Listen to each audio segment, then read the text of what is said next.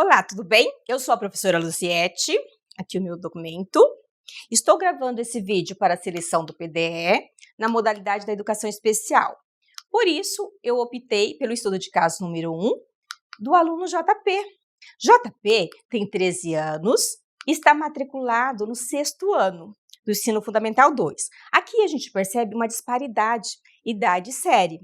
Outra situação, na questão do JP, são as lacunas que ocorrem na sua vida escolar, nas disciplinas do 6º ano, que ali está mencionada: ciência, geografia, história, inglês, matemática e português. O planejamento que nós vamos apresentar agora é referente ao 2º trimestre.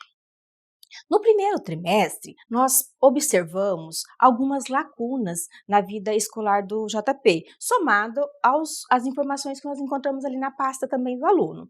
Então, dentro da leitura, a gente percebe que ele decodifica, mas ele faz uma leitura lenta, não respeita a pontuação, a entonação de voz quando necessário, quando a leitura em voz alta. Então, é uma habilidade que precisa ser trabalhada com JP, para que ele faça uma leitura fluente e compreenda o que está lendo, as informações explícitas. Muitas vezes nem a informação explícita ele não compreende. Outra situação é a escrita. JP, ele muitas vezes escreve faltando os elementos linguísticos que dão coesão e coerência ao texto. Então, sendo assim, é necessário trabalhar com o JP questão voltada à pontuação, à ortografia e aos elementos linguísticos para que o texto dele seja coeso, coerente. Outra situação, dentro da aritmética, que é necessário trabalhar com o JP, são as operações de multiplicação e divisão. Também é necessário trabalhar a habilidade social do JP, porque muitas vezes ele pede a voz para o professor enquanto o professor está explicando, e quando ele vai falar, o contexto não tem a ver com o que o professor está explicando. Quando ele está fazendo trabalho em grupo, ele sempre está sozinho na hora do intervalo. Apesar disso, ele anda pela sala, ele tenta se socializar, mas acaba não fluindo essa socialização, então é necessário fazer esse trabalho com o JP. Ali nós temos ali a imagem, né, do gatinho se vendo ali no espelho.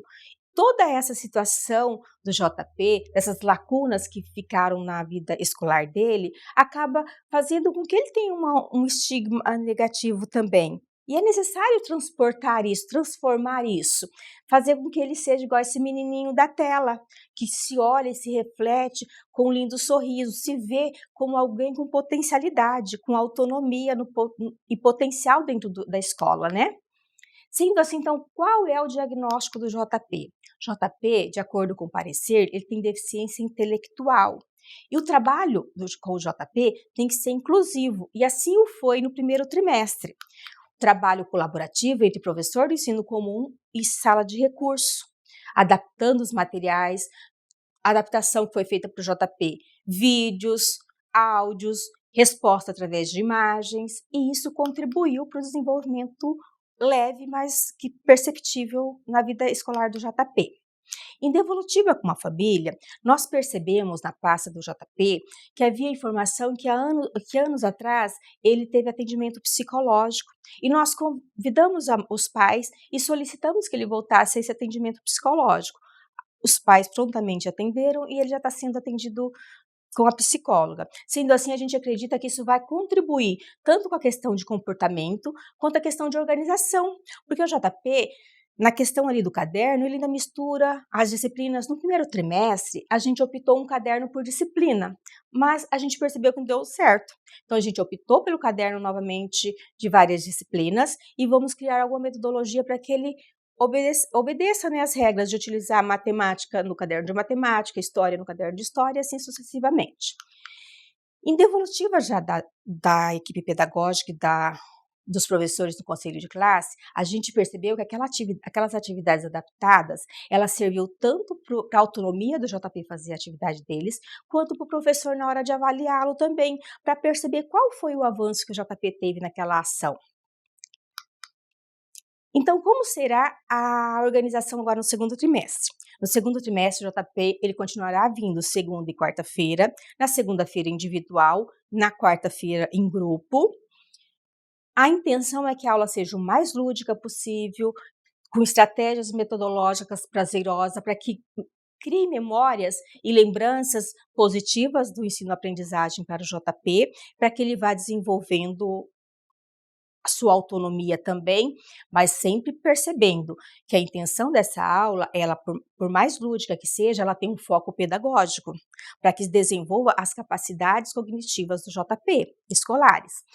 O foco também é na matemática e no português. No entanto, a gente vai buscar outros materiais pedagógicos, textos, informações de vídeos de outras disciplinas, tornando nossa aula interdisciplinar.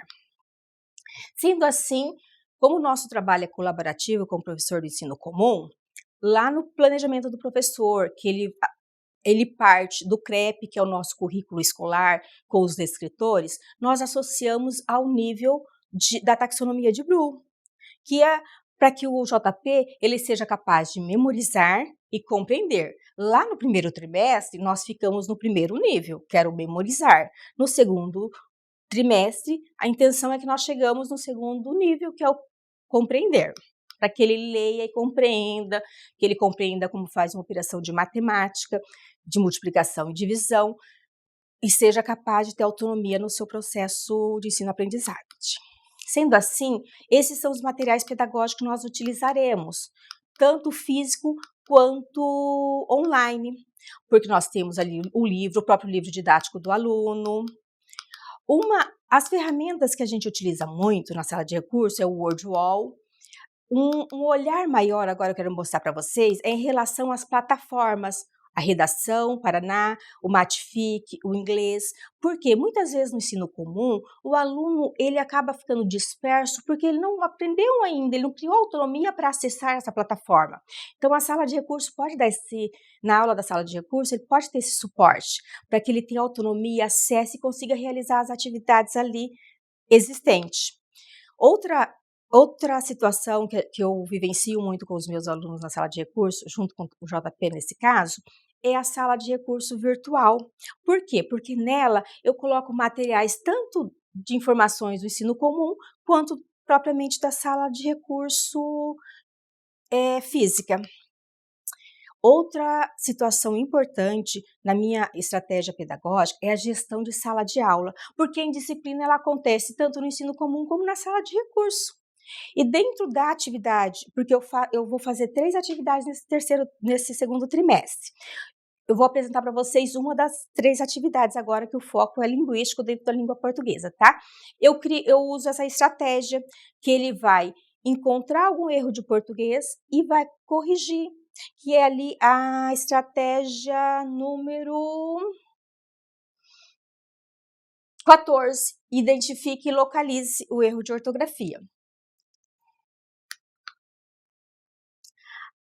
Aqui é a minha sala de recurso virtual do Classroom. Aqui nós temos informações sobre acento gráfico, multiplicação, que não está dentro dessa atividade, mas que a gente vai fazer uma atividade posteriormente, sinais de pontuação, a própria atividade que eu vou mostrar para vocês, e os gêneros entrevista. Nesse caso, o gênero entrevista não é o que eu vou trabalhar com ele. Por quê? Porque esse é um conteúdo que o professor da sala do ensino comum trabalhará. O que eu vou fazer é trazer suporte pedagógico para que ele consiga realizar essa atividade depois no ensino comum, que são roteiros de perguntas, que eu vou mostrar para vocês agora.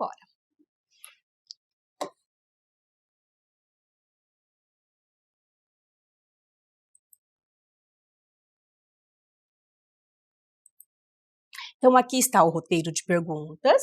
Na primeiro contexto aqui, ó, apenas pergunta de memorização, do que ele gosta ou não gosta. Aqui tem a ver com a acentuação que do quadro ao lado. Já aqui um pouquinho mais de brincadeira, vamos dizer assim, né? No WordWall sobre pontuação, para reforçar a questão da pontuação. Na 2, ele já vai ter que elaborar um pensamento para me responder. Como que eu poderia fazer um questionamento na escola para descobrir o gosto musical dos alunos? Espera-se que ele me responda que seja através de uma pesquisa, né? Aqui nós temos atividade no laboratório de música, aqui uma produção de pesquisa, né, sobre o laboratório de música, conhecendo o laboratório de música. Aqui nós voltamos à questão de elaboração de perguntas, que eles vão fazer, cada aluno vai fazer uma pergunta e vai responder a dos outros amigos. E aqui que entra aquela atividade do localize. Ele vai localizar, identificar um erro, se tiver, né, na escrita, na digitação ali do trabalho, e vai corrigir. E depois a gente vai dialogar sobre isso. Aqui a atividade de gênero textual, e aqui são atividades de pesquisa, que vai estar apresentando paródias sobre pontuação, sobre ortografia, acento gráfico. E no final, a última atividade é que eles elaborem uma paródia sobre pontuação, para que a gente finalize o trabalho. Sendo assim, eu agradeço o nosso trabalho. Eu agradeço a apresentação e finalizo por aqui.